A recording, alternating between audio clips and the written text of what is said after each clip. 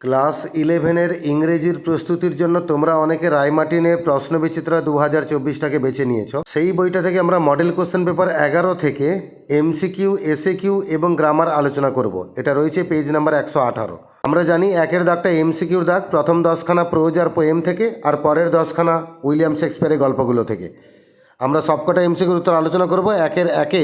Nothing can make them confess, কোনো কিছু তাদেরকে স্বীকার করিয়ে নিতে পারবে না। এখানে তাদেরকে মানে দেম, এই দেম বলতে কাদের কথা বলা হয়েছে? উত্তর হচ্ছে চোরেদের কথা। Option number D, the thieves. আর দুইয়ের দাগে Mohanlal use to have his suits made at. Mohanlal তিনি যে স্যুটগুলো পরতেন সেটা কোথায় বানানো হতো? উত্তর হচ্ছে স্যাভিল রো, ইংল্যান্ডের স্যাভিল রো। অপশন নাম্বার এ। তিনের দাগে ইনসাইড দ্য ভল্ট আগাথা, ওই ভল্টের মধ্যে আগাথা কী করছিল? উত্তর হচ্ছে প্রচণ্ড আর্তনাদ করছিল, strict wildly. Option number B. চার দাগে mother Teresa convinces us that we must begin love. Mother Teresa আমাদেরকে বোঝানোর চেষ্টা করছেন যে আমরা অবশ্যই ভালোবাসা শুরু করব। কোথায়? না বাড়িতে। Option number A, at home. পাঁচে দাগে for all kinds of artistic creation source materials are provided by. সমস্ত শৈল্পিক যে সৃষ্টিগুলো তার জন্য যে উপাদানগুলো সেগুলো যোগান দেয় কে, মানে প্রদান করে কে? উত্তর হচ্ছে প্রকৃতি, নেচার। Option number B. ছয়ের দাগে and all that mighty heart is lying still, এখানে মাইটি হার্ট রেফার্স টু, এখানে দৈত্যাকার হৃদয় কাকে বলা হয়েছে? উত্তর হচ্ছে লন্ডন। Option number B. আর সাথে দাগে the poem meeting at night is, meeting at night কবিতাটা কেমন কবিতা? উত্তর হচ্ছে love lyric. Option number D, ভালোবাসার একটা গীতি কবিতা। আর আটের দাগে আছে the worm shelters in the rose to, কীট গোলাপের মধ্যে আশ্রয় গ্রহণ করছে কী জন্য? না কি গোলাপ ফুলটাকে মেরে ফেলার জন্য। Option number A, destroy it. আর নয়ের দাগে the title includes Ptolemy to bring in connotations of, আমরা ব্রাদারহুড কবিতার টাইটেলের মধ্যে টলেমি কথাটা দেখতে পাই, সেটা কার কার সঙ্গে তুলনা করার জন্য ব্যবহার করা হয়েছে? উত্তর হচ্ছে man and universe. Option number D.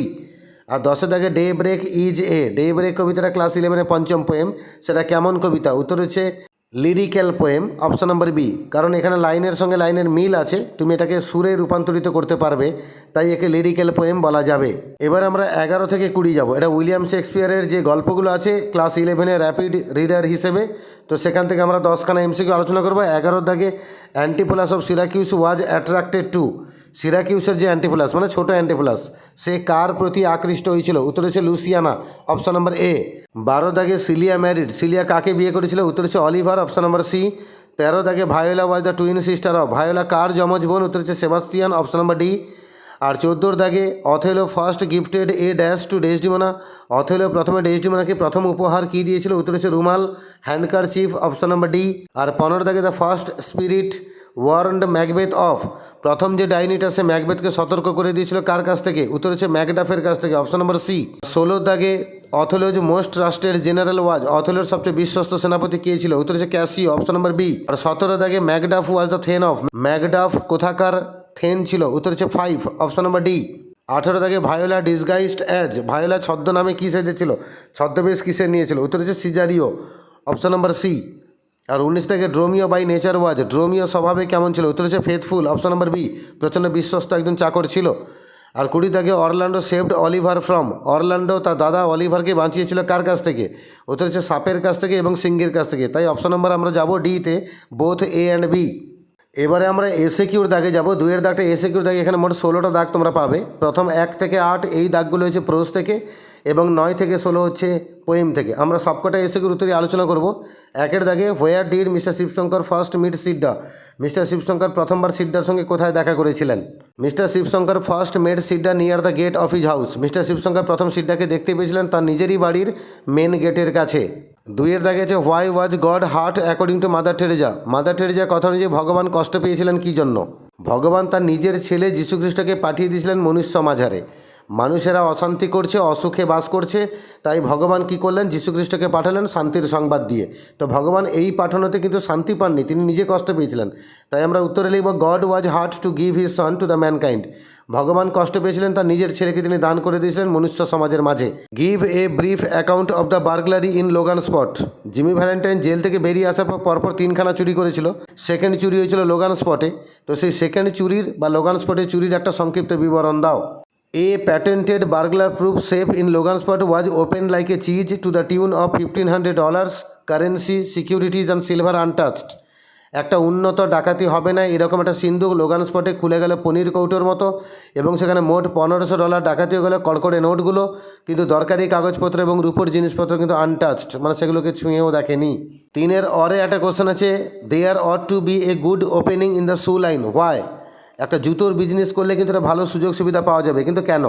যখন জিমি ভ্যালেন্টাইন জিজ্ঞেস করছে ওই হোটেলের ক্লার্ককে যে এখানে কি জুতো বিজনেস চলবে, তখন হোটেলের ক্লার্ক এই উত্তরগুলো দিয়েছিল। সে বলেছিল, there ought to be a good opening in the shoe line because there was not an exclusive shoe store in the place and the dry goods and the general stores handle them. এখানে জুতো বিজনেসে ভালো সুযোগ সুবিধা পাওয়া যাবে কারণ এখানে ভালো কোনো জুতোর দোকান নেই, এবং শুকনো দ্রব্যের দোকান এবং সাধারণ দোকানগুলোই তারা জুতো বিক্রি করে। 4 দেখে, I never forget an opportunity, আমি কখনোই সেই সুযোগের কথা ভুলব না। What opportunity is spoken of, এখানে কোন সুযোগের কথা বলা হচ্ছে? The opportunity of visiting an old age home is spoken of, এখানে কিন্তু একটা বৃদ্ধাশ্রমে ঘুরতে যাওয়ার যে সুযোগ সেই সুযোগের কথা বলা হয়েছে। 4-এর অরে একটা কোশ্চেন আছে, to be able to do this, এই কাজটা করতে সক্ষম হওয়ার জন্য। তো what does this refer to, এটা এই কাজ বলতে কোন কাজের কথা বলা হয়েছে? This refers to creating a home for the poor, bringing peace and being the good news to the poor. এখানে দিস বলতে বলা হয়েছে গরিবদের জন্য ঘর বানানো হবে এবং তাদের জন্য শান্তি নিয়ে আসা হবে এবং তাদের কাছে সুসংবাদ হয়ে ওঠা হবে, এগুলোকেই বলা হয়েছে দিস। 5 দেখে, where do the roots of art education lie, art এডুকেশনের মূলটা কিসের মধ্যে নিহিত রয়েছে?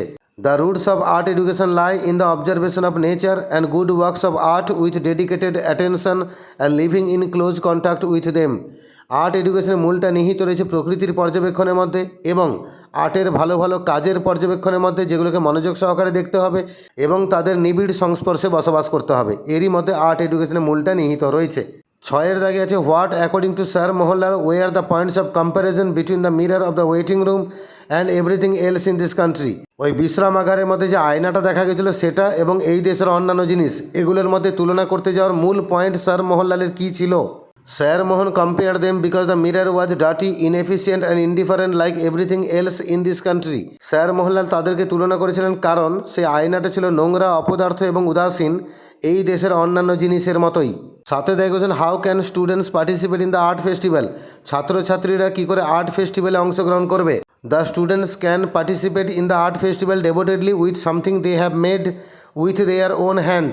ছাত্রছাত্রীরা আর্ট ফেস্টিভ্যালে অংশগ্রহণ করবে মনোযোগ সহকারে, তারা নিজের হাতে যা কিছু বানিয়েছে ওটার কিছু না কিছু সঙ্গে নিয়ে। 8-এর দাগে কোশ্চেন আছে, how did Sidda look at Leela when he was being taken back to the police station, যখন সিড্ডাকে ধরে আবার থানায় ফেরত নিয়ে যাওয়া হচ্ছে সেই সময় সিড্ডা লীলার দিকে কীভাবে তাকিয়েছিল? Then Sidda looked at Leela mutely like an animal, তখন সিড্ডা তাকিয়েছিল লীলার দিকে নীরবে, একটা বন্য পশুর মতো বা প্রাণীর মতো।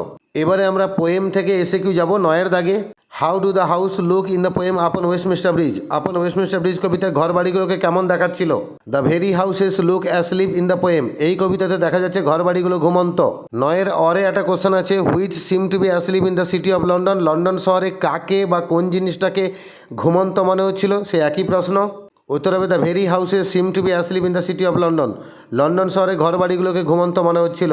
10-এর দাগে আছে, where did the lady love of the poet live in the poem meeting at night, meeting at night কবিতায় যেমনটা বলা হয়েছে কবির যে প্রেমিকা সে বাস করতো কোথায়? The lady love of the poet lived in a farm house, ওই কবির যে প্রেমিকা সে বাস করতো একটা ফার্ম হাউসের মধ্যে।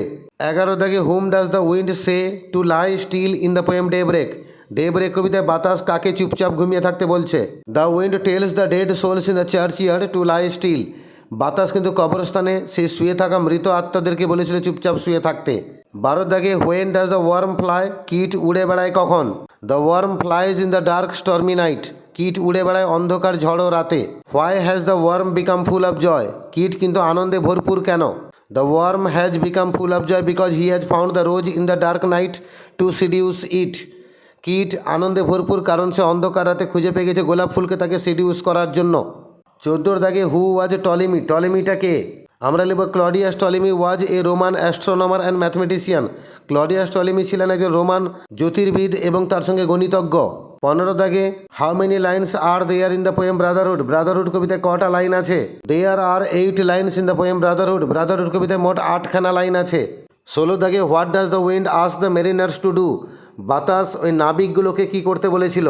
The wind asks the mariners to sail on as night is gone, বাতাস মেরিনারগুলোকে বলেছিল রওনা হয়ে যেতে যেহেতু রাত চলে গেছে। সেই 16-র অরে একটা কোশ্চেন আছে, what does the title daybreak signify? Daybreak এই টাইটেলটা কী সিগনিফাই করে? The title daybreak signifies morning. Daybreak এই টাইটেলটা কিন্তু মর্নিংকে সূচিত করছে। এবারে আমরা গ্রামার পোর্শনে যাব। 4-এর এ দাগে 7খানা ডু অ্যাজ ডাইরেক্টেড রয়েছে, ব্র্যাকেটে বলা আছে কি করতে হবে। 1-এর দাগে the man said I have lived like an animal in the street but I am going to die like an angel loved and care for. Narration change করতে বলেছে। The man said that he had lived like an animal but he was going to die like an angel loved and care for. Ben Price investigated the scenes of robberies, এটাকে voice change করতে বলেছে। The scene of robberies was investigated by Ben Price. 3-এর দাগে these days all trains are crowded, এটাকে negative করতে বলেছে। These days no train is empty. 4-এর দাগে I wanted them to enjoy the joy of sharing, এটাকে complex করতে বলেছে। I wanted that they would enjoy the joy of sharing.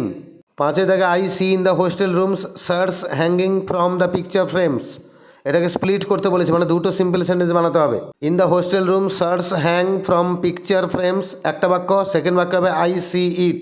6-এর দাগে mister Ralph Spencer was the phoenix he arose from Jimmy Valentine's ashes, এটাকে relative clause লাগিয়ে complex বানাতে হবে।